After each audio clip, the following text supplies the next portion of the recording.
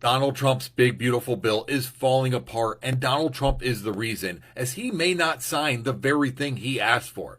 Now, Republicans in Congress have passed a bill through the House Ways and Means Committee, and they are just drooling over themselves with pride that they think they made Donald Trump happy.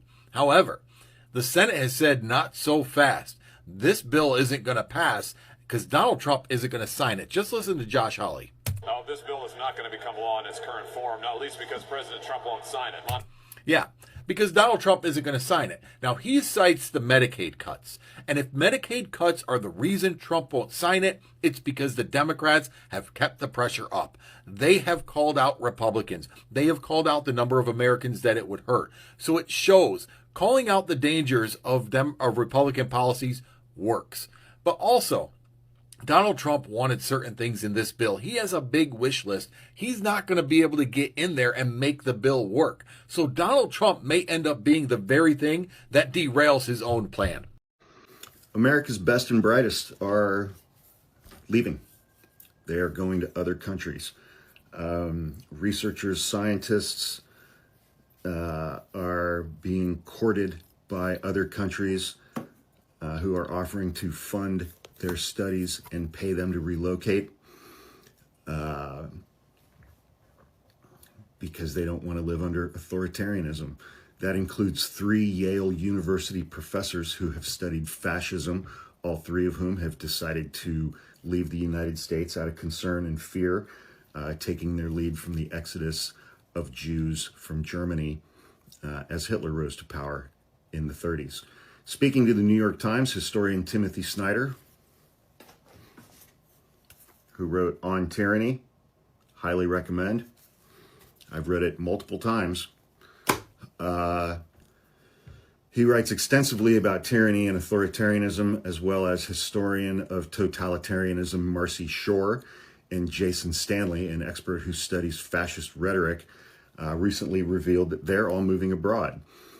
I've been thinking about the sources of the worst kinds of history for a quarter century, Snyder told the Times. Stanley said he wants to continue to work on fascist rhetoric without fear that he'll be punished for his words. And Shore cautioned the lesson of 1933 is that you get out sooner rather than later, and they're leaving. That comment is a reference to Nazi Germany at the beginning of the Holocaust, which, you know, a lot of people throughout history have asked, why didn't the Jews just leave? The Holocaust Museum tries to answer that question by saying those who tried to leave had difficulty finding countries willing to take them in, including the United States, who turned thousands of them away, especially since the Nazi regime did not allow them to take their assets out of the country. U.S. immigration laws limited the number of people who could enter the country, the Holocaust Museum stated. The ongoing Great Depression at the time meant that Jews attempting to go to the United States or elsewhere had to prove they could financially support themselves. This was very difficult since Jews were being robbed by the Germans before they could leave. Marcy Shore said, many of those in her life assume that the Constitution will hold and protect them from a slide into authoritarianism. Quote, my colleagues and friends, they were walking around saying we have checks and balances, so let's inhale, checks and balances, exhale, checks and balances. And I thought, my God, we're like the people on the Titanic saying that our ship can't sink. We've got the best ship, we've got the strongest ship, we've got the biggest ship, our ship can't sink. And you know, as a historian, there is no such thing as a ship that can't sink. She said, not knowing what's next creates kind of a paralysis in society. And you can watch, apparently, video of their interview at the New York Times website. We've seen this before. That's a good question. Why am I staying? Why am I not leaving the United States? I can't even fathom what it would be like to learn at 57 years old how to try to practice law in another country, or that I would even be able to do that. You know, so that's kind of a practical thing. Second thing, I'm not going to let these fucking people run me out of the United States, man. Which I fully recognize is very easy for me to say because I'm a white man. I also live in the Bay Area, which is one of the most liberal, left-leaning areas of the entire country. I don't have to deal with Trump supporters in my day-to-day life. And, you know, I'm not like a blue dot in a red area. I'm surrounded by millions of like-minded people, and there are strength in numbers. I'm also very, very, very well armed. So, you know, I feel pretty good about my chances, I guess I would say. Yeah, I'm not leaving, you know. It's like I'm also shopping. I want to buy a cabin in the mountains this year. I don't know, you know, if when Trump is done doing what he's doing to the economy, if that's going to work, but that's my lifelong dream, to have a cabin in the mountains. And I'm at a point where I can do that. And it's really hard for me to think about giving up that dream. I don't want to, and I'm not going to yet. So, but I'm not leaving, you know, I'm not letting these fuckers run me out of town. So we'll see what happens. So here's the deal about malignant narcissists like Donald Trump. From a distance, some folks think, oh, this guy's great. He's perfect. He's got everything going on. Now, they will have friends, but the friends never last very long. As somebody gets closer to a malignant narcissist like Donald Trump, it's very easy to see the cracks, the poor behavior, the lack of intelligence, the incompetence. And when people finally see that, they kind of back away. But they don't always have an opportunity to back away because malignant narcissists traditionally throw everybody under the bus. You remember Donald Trump's first term, all these brilliant people that he hired? He ended up firing them, or they ended up leaving, or they ended up getting indicted. You know, it was a fucking mess. Anybody who is in cahoots with Donald Trump will ultimately pay a price because Donald Trump will always throw them under the bus. Guess who's learning that lesson right now? Israeli Prime Minister Benjamin Netanyahu. Now, Donald Trump has always said, I've done more for the Jewish people and Israel than any other president in history. I am a friend to Israel and Benjamin Netanyahu. Well, Donald Trump has been trying to get this deal done to stop the fighting between Hamas and Israel. But Benjamin Netanyahu isn't moving because if the war stops, then he goes to jail. Benjamin Netanyahu wants the war to continue. So Donald Trump's getting frustrated. He doesn't care about anybody dying, but he wants to end the war so he looks like the hero and maybe get the Nobel Peace Prize. But Benjamin Netanyahu isn't cooperating. So what's Donald Trump doing? And this is interesting. You may not notice it if you haven't paid attention. Like, for instance, he is taking a gift from the Qatari royal family, a $400 million plane. But did you know the Qatari government is the biggest financial backing of several terrorist groups, including Hamas? Or how about dropping all the Syrian sanctions? We know Syria and Israel are mortal enemies. So what the fuck is Donald Trump doing? He's getting back at Benjamin Netanyahu for not doing what he wants. So now this friend of Israel, this friend of Benjamin Netanyahu, is in cahoots with their enemies. With their enemies. This is what malignant narcissists do. They will insist on something that they want, and when they don't get it, they'll burn every bridge. Here's my problem. I just hope to God he's not pissing off Mossad. You know what's interesting about this whole thing? It's really like a revenge of the losers situation that we're in. This is a bunch of schneedles. This is a bunch of absolute losers. I mean, look around. None of these people are very normal people. They're all really gross people who've had revenge fantasies their entire lives. People who have not had normal relationships.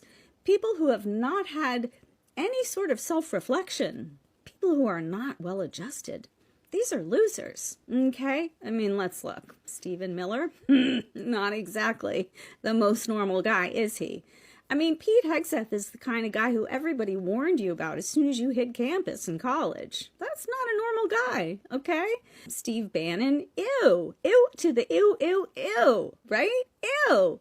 Carolyn Levitt at 27 being the way she is, that is somebody who has really been screwed up by the narrow lane that she was allowed to be in as a little girl. And she's pretty much gone from one daddy ruler to another. Yeah, she gets her walking instructions and she walks. She sure does. She gets her talking instructions and she talks. She does. She wants to make America blonde again. Oh my God, Carolyn, that's just what we need. Thanks so much for bringing your normalcy to the press secretary job. So great to have you. These are not normal people, folks. They're not. This is revenge of the losers. And it's kind of crazy to think that, you know, the rest of us have gone about living our lives, just trying to be normal people. And there's this whole cabal of Russell Voigts, the Heritage Foundation, bottom feeder, swamp salamander creatures. Moses MAGA Mike Jesus Johnson, who's been sitting there praying to the Jesus and to God for all these people who he couldn't date, who he couldn't be friends with, who he couldn't conquer, to somehow face the wrath of the Lord one day. And somehow the wrath of the Lord showed itself in a man who's had 3 different wives and all these children and gazillions of credible, you know, allegations of essay against him. Moses MAGA Mike Jesus Johnson, way to sell out on that morality. Boy, dude, you're so convincing as a pious little guy, aren't you? Yeah, so really, it's like these little schneedles have just been conniving their entire lives because they've had nothing else to do. Nothing else to spend their attention on except getting even at all of the people that they couldn't measure up to. And here we are. And so what does that mean? We can't go about living our lives. We always have to be on the lookout for all of the rejected people who are turning that rejection into something that's going to really hurt all of us in the long run. That's kind of depressing, isn't it? Yeah, it really is. I don't know. Maybe we need to come with some kind of universal program to catch all of the rejected folks who are, you know, at risk of turning into salamanders with revenge fantasies like Stephen Miller. Yeah, I don't know. Something we're just going to have to think about, because I don't really think we should be in this pickle forever. Do you? No. Anywho, just shooting some shit in my brain. Thanks for listening. Hope you guys are having a good day. Love ya. Words matter. Don't say arrest when you mean kidnap. Don't say deported when you mean trafficked and incarcerated. Don't say prison when you mean concentration camp. Don't say rule of law when you mean lawless. Don't say law enforcement when you mean paid civilian bounty hunters posing as law enforcement. Don't say protecting women when you mean controlling women. Don't say meritocracy when you mean cronyism and kakistocracy. Don't say war when you mean invasion. Don't say terrorist when you mean opponent. Don't say redistricting when you mean gerrymandering. And don't say Christian when you mean fascist. It confuses people. Oh wait, that was your aim. You guys. Investors, because they're probably wondering, well, we just signed a $5 billion deal with Qatar, also the country that our Department of Justice head, Pam Bondi, was a registered lobbyist for. We just gave them a $5 billion deal to develop a golf course, waterfront golf course of some sort. And Donald Trump gets the $400 million plane. Why doesn't that come to us and fall to our bottom line? Because Donald Trump doesn't want that. He wants a tax-free gift from the Qatari government for having his son sign a deal on the golf course. So you got that grift going on. I mean, there's many problems with the Qatar airplane. First of all, it would take years to retrofit that airplane and make it secure to use as Air Force One. It has to be bomb proof. It has to be swept for bugs. It has to be reconfigured and remodeled. Donald Trump will never live to fly inside this plane, which is probably okay with him because he really doesn't want to use it for Air Force One. He wants to take it out the back door and fly away with it, literally fly away with it without congressional approval to his Trump Foundation. So he has a nice big fat plane to fly around with instead of his old fallen down Air Force Trump Force One. So Carolyn Levitt, the press secretary, was asked at the press conference to explain Trump and how this is not an ethics violation. Before we play it, let me just tell you. She says he's the most transparent about his finances. We still have never seen his tax returns, except for those that were leaked by a family member in a dispute, and it ended up going to the New York Times, and they won, I think, a Pulitzer for it. But we've never really seen his tax returns in that way. That's one. He's not transparent about anything related to his meme business. If you filed the Freedom of Information Act request with the government and said, give me all the information about Donald Trump's meme stock sales, cryptocurrency sales benefiting his family while he's been on the company dole, while he's been doing our business, I'm sure it would be rejected and we'd have to fight for it. But that's the backdoor way Donald Trump's lining his pockets, right? So no transparency. We don't, where's the agreement with Qatar? Where's the amount of money that's transpired between the two parties? Where is that allocated and disclosed? Yeah. Well, none of the details are disclosed of it. The Qataris are already backing away from the deal. They're like, well, a little premature. We're not really sure. We've worked out all the details because they see the firestorm around this. Donald Trump has also, they said he's always at the highest level, best practices of conflicts and resolving conflicts of interest. He just fired his law firm, Quinn Emanuel, top law firm in New York, to be his ethics counsel for the Trump organization because they decided to also represent Harvard and they're involved against the Trump administration. So I've been calling MAGA a Nazi movement for a long time. And everyone was like, oh, you're overreacting. And then they started this massive, racist, bigoted, anti-wokeness, DEI dog whistle campaign. And started trying to erase every protection that minorities of every kind, ethnic minorities, religious minorities, LGBTQ, immigrants, even women, even though women are not technically a minority, started to erase every protection in the law that minorities have in this country. And so I kept calling them Nazis.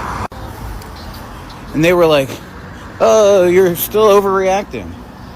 And then they started cracking down on education curriculums. They started banning books about LGBTQ people. First and foremost, one of the first acts of Nazi violence in Germany was actually them burning down a library at the Institute of Sexology in Berlin that was very LGBTQ friendly. So that's very similar to what the Nazis did. And so, I kept calling them Nazis and everyone was like, oh, you're overreacting. And then they started threatening the independence of the media and independence of journalism and the news, and totally disrespecting freedom of speech, literally arresting people, deporting people for ideas that they don't like. And so I kept calling them Nazis, and everyone was like, oh, you're overreacting.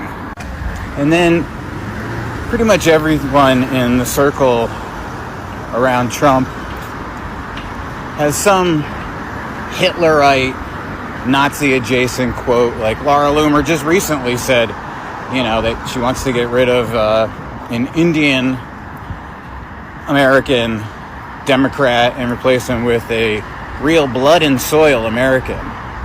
So, there's just so many obvious references to the Nazis by so many people in this administration. And so I kept calling them Nazis, and everyone kept saying, oh, you're overreacting. Then they started cracking down on the independent judiciary and the checks and balances and arresting judges. And so I kept calling them Nazis. And everyone kept saying, oh, you're overreacting.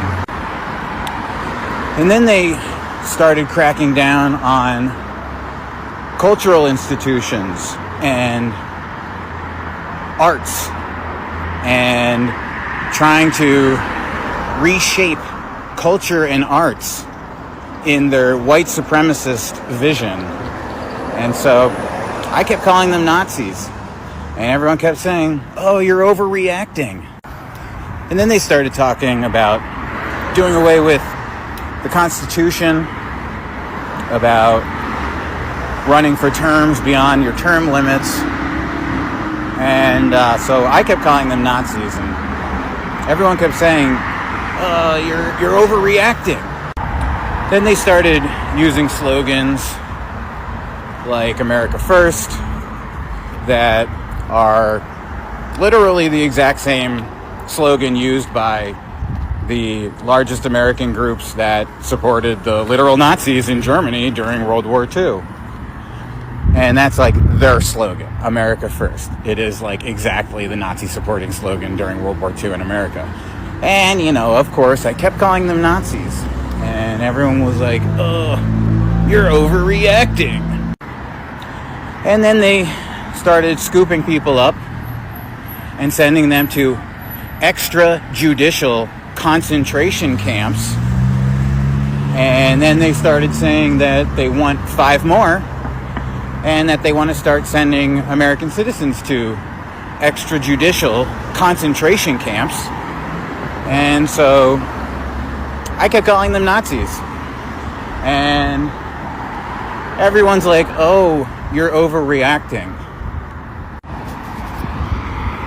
And then they developed their own militias of young, bigoted, white supremacist, Christo-fascist men that feel like it's their duties to take law and order into their own hands. And they tried an insurrection against the government.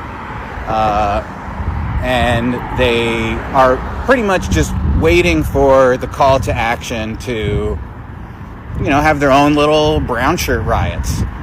So I kept calling them Nazis, and everyone kept saying I'm overreacting. But I'm not.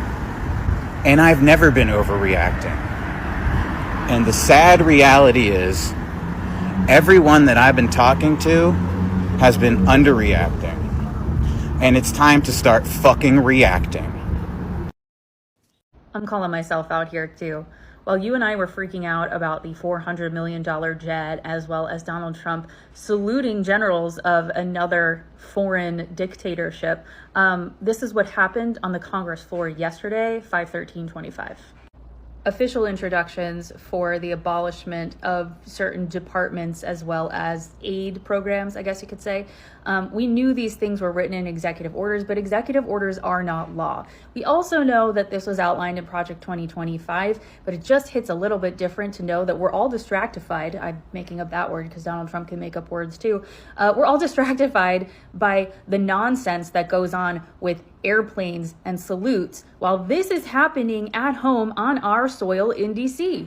House Resolution 3347 to abolish FEMA and establish a block grant program for disaster relief and other purposes. This is going to allow the Republicans, who are in charge of all 3 branches, essentially, to give and take away aid as needed, just in time for things like hurricane season. Are you denouncing or rejecting any ideas or policies from the Trump regime? Well, good luck getting any kind of aid when a hurricane rolls through your state this late summer and fall. Also introduced yesterday, HR 3346 to abolish the Environmental Protection Agency and for other purposes. That is, in fact, the EPA. Again, 5/13/2025, while we're all freaking out about what's going on in foreign nations with the orange one. You want your drinking water to be safe? Well, it's not going to be if we don't have any regulations on it. Oh, and forget about anything related to climate change and trying to preserve our planet for the next generation or two.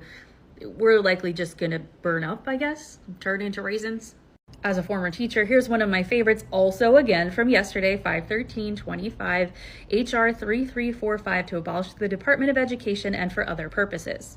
I hope your kid doesn't go to a Title I school and requires things like, I don't know, reading support and coaching, or perhaps a speech language pathologist, or perhaps they're autistic and have an IEP or a 504, or a behavior therapist or an occupational therapist, because they're not getting any of those services anymore. And while we're on the topic of public education, let's go ahead and look at S1747, also introduced yesterday, a bill to promote the use of the Class Learning Test, CLT, at military service academies and federally run schools. But what is the classical learning test? Why is it bad? I'm so glad you asked. It's basically like an ACT or an SAT, except for most colleges and universities don't accept it. It's taken by mostly homeschooled kids, and the test revolves around things like Western religious practices, as well as philosophical ideologies. So this idea of putting the Bible back in the school, yeah, we're gonna test for Project 2025 knowledge. How patriotic are we? Ringing a bell, Stephen Miller? And then let's round out the chaos. How about one more? House Resolution 406 to remove certain members from certain standing committees of the House of Representatives, being that it was introduced by Representative Earl Carter of Georgia's 1st District as a Republican. I'm kind of guessing there's a certain demographic they're going to go after for this one. Every time we see the news start only talking about crazy things like $400 million jets or the Orange Ones regime and their ridiculous behaviors with foreign dictatorships, we need to dig into Congress.gov.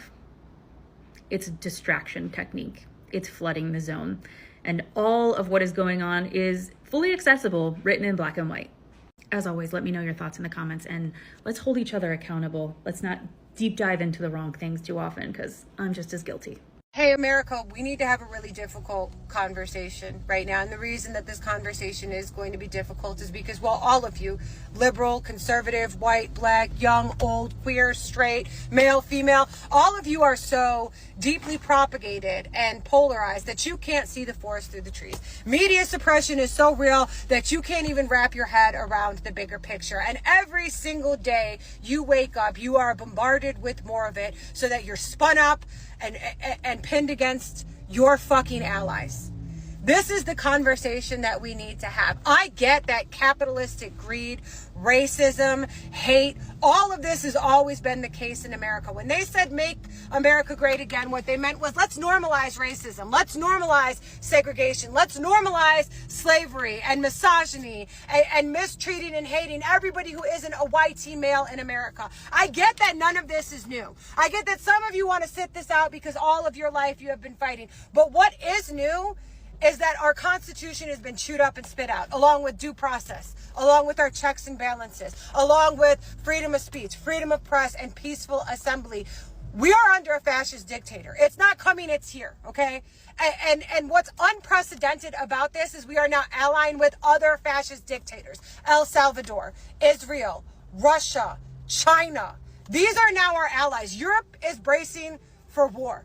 And people all across the world are currently trying to stand up against fascism, against authoritarian regimes, against dictatorships, because what is happening in America is going to consume the entire world. It is going to spread like cancer. It is spreading like cancer. I don't care if you do or you don't believe in God. I'm going to use this terminology because I lack better terms. It is good versus evil, and it is a global phenomenon. It is sweeping the world. Americans got to put their shit to the side, because if we don't stop what is happening in America, it is going to consume the entire world. When America announces that it's in bed with Russia and China and Israel and El Salvador, that their agenda is world domination, they are going to be fucking unstoppable. They are winning the battles, but they have not won the war. If you think it's hard to fight now, it is only going to get harder. Guys, you need to lock the fuck in. And I cannot be more fucking for real right now. It is now good versus evil. That is where we are at. It is coming for everyone. It is actually here for everyone. If you sit it out, you lay down and you die. You have to choose. Are you good or are you evil? That is where we're at.